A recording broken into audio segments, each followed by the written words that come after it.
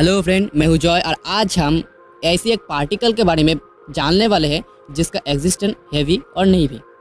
हाँ friend, thumbnail को देखकर आपको पता लग गई होगी, आज हम लाइट के बारे में बात करने वाले हैं।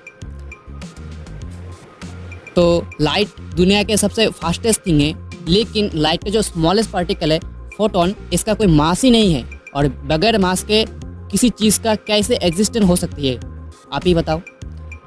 तो 19वीं सेंचुरी में लाइट को लेकर बहुत सारी रिसर्च हुई थी। एक फिजिसिस्ट था क्रिस्टियन ह्यूजिन, जिन्होंने लाइट को वेव दावा किया, लेकिन ये बात न्यूटन चाचा को हजम नहीं हुई। इसीलिए न्यूटन चाचा ने अपने पार्टिकल थ्योरी पर लाइट को पार्टिकल दावा किया। लेकिन ये बात हमें भी अभी तक क्लियर नहीं है, लाइट क्या है, पार्टिकल है या वेव है। इस बात को क्लियर करने के लिए यहाँ पर एंट्री हुई थॉमस योंग का। थॉमस योंग अपने famous experiment the double slit experiment को किया और देखा लाइट एक वेव है। तो थॉमस योंग तब क्रिस्टियन ह्यूजिन को सपोर्ट कर रहे थे, लेकिन उन्होंने फिर देखा अगर हम उस एक्सपेरिमेंट पर एक ऑब्जर्वर को रखेंगे तो देखा जा सकता है लाइट एक पार्टिकल है। इस बात से उन्हें भी बहुत कन्फ्यूजन हुआ है कि लाइट एक पार्टिकल है या वेव है। लेकिन इस एक्सपेरिमेंट ने बता दिया लाइट दोनों कैरेक्टर ही शो करता है, लाइट पार्टिकल और वेव दोनों ही हैं।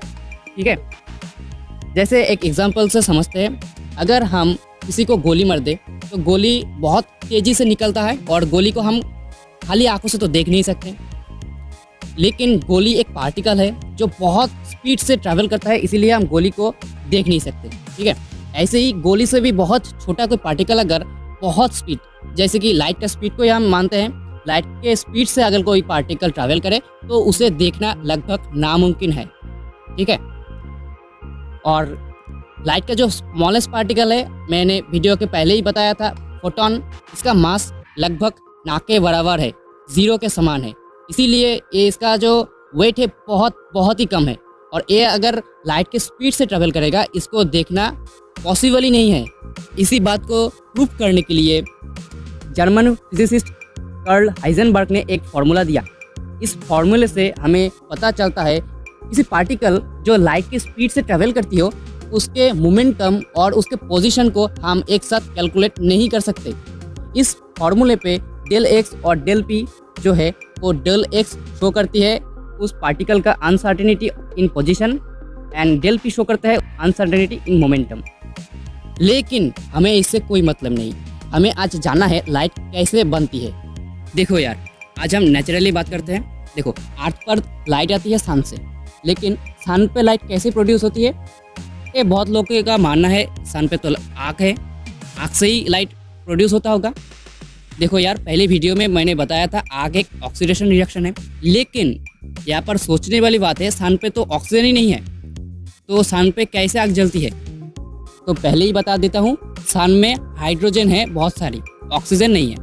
अगर ऑक्सीजन है भी वो बहुत कम है। ठीक है, तो सन पर हाइड्रोजन का जो परसेंटेज है वो बहुत ज़्यादा है, इसीलिए हाइड्रोजन हीलियम गैस में कन्वर्ट होता है और ये हाइड्रोजन हीलियम गैस में कन्वर्ट होने पर बहुत सारा एनर्जी रिलीज हो जाता है। तो इसके पहले हम एक स्टोरी से समझते हैं कि एनर्जी कैसे एक जगह से दूसरी जगह पर या फिर एक चीज़ से दूसरी चीज़ों पर कैसे कन्वर्ट होती है। ठीक है, मान लेते हैं मेरे पास कुछ बॉल है, वो आटे का बॉल है ना, जो मम्मी रोटी बनाने के वक्त बनाता है। ठीक है, एक बॉल मेरे पास है बहुत बड़ा, उससे हम छोटा बॉल में कन्वर्ट करेंगे तो क्या करेंगे?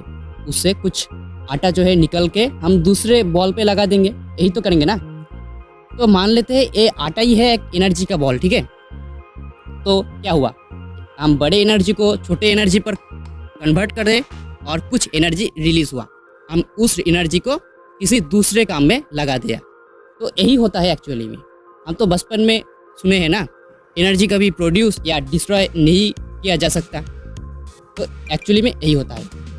तो सन पे बहुत सारे हाइड्रोजन का एटम है, तो एटम के बीच में रहते हैं न्यूक्लियस, जहाँ पर प्रोटॉन और न्यूट्रॉन रहते हैं, और बाहर की तरफ इलेक्ट्रॉन का जो ऑर्बिट है वो रहते हैं, जहाँ पर इलेक्ट्रॉन फ्रीली घूमते हैं।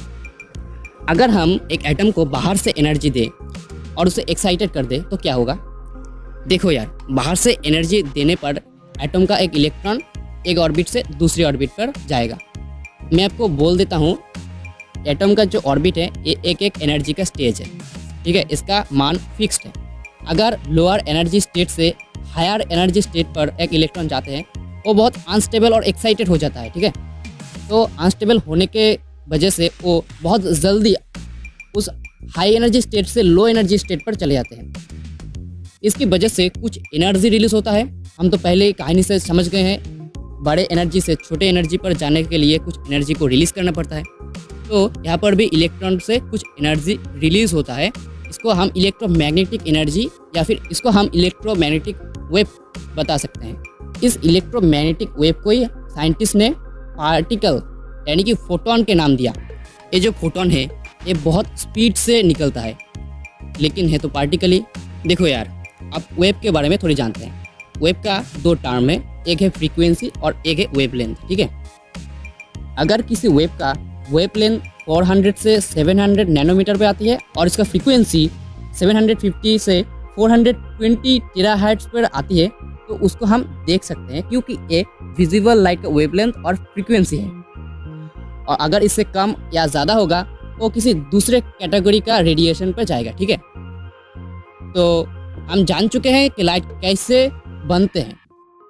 लाइट फोटोन का फ्लो होता है और फोटोन एक एनर्जी का पैकेट है। ये बात अलग है कि फोटोन का मास ही नहीं है, लेकिन लाइट तो एनर्जी का फ्लो ही होता है ना। इसी वजह से सनलाइट पे अगर हम जाएंगे तो सनलाइट के वजह से हमें गर्म लगेगा, क्योंकि इतने सारे फोटोन अगर हमारे शरीर से टकराएगा तो कुछ तो हीट प्रोड्यूस करेगा ना भाई। इसीलिए हम इस एनर्जी को कन्वर्ट करते हैं इलेक्ट्रिक एनर्जी पर, जैसे कि सोलर सेल से हम सनलाइट को यूज़ करके इलेक्ट्रिक प्रोड्यूस करते हैं। तो चलो यार, हम हर घर में यूज़ होने वाली लाइट के बारे में थोड़ी जानकारी लेते हैं। देखो, लाइट जलाने के लिए हमें इलेक्ट्रिक देना पड़ता है और इलेक्ट्रिक है इलेक्ट्रॉन का फ्लो। तो बल्ब में अगर हम इलेक्ट्रॉन का फ्लो देंगे तो बल्ब के अंदर जो गैस है उस गैस में जो एटम है वो एटम से इलेक्ट्रॉन टकराएगी और उस एटम का जो इलेक्ट्रॉन है वो एक्साइटेड होकर एक ऑर्बिट से दूसरी ऑर्बिट पर जाएगी। फिर अनस्टेबल के वजह से उस इलेक्ट्रॉन फिर से अपने ऑर्बिट पर लौट आएगी। इसी वजह से बहुत सारी फोटोन रिलीज होगा, क्योंकि गैस में तो बहुत सारे एटम होगा ना। इसीलिए हमें बाहर से भी इलेक्ट्रॉन यानी कि इलेक्ट्रिक देना पड़ता है। तो यही था आज का मेन टॉपिक, लाइट कैसे प्रोड्यूस होता है।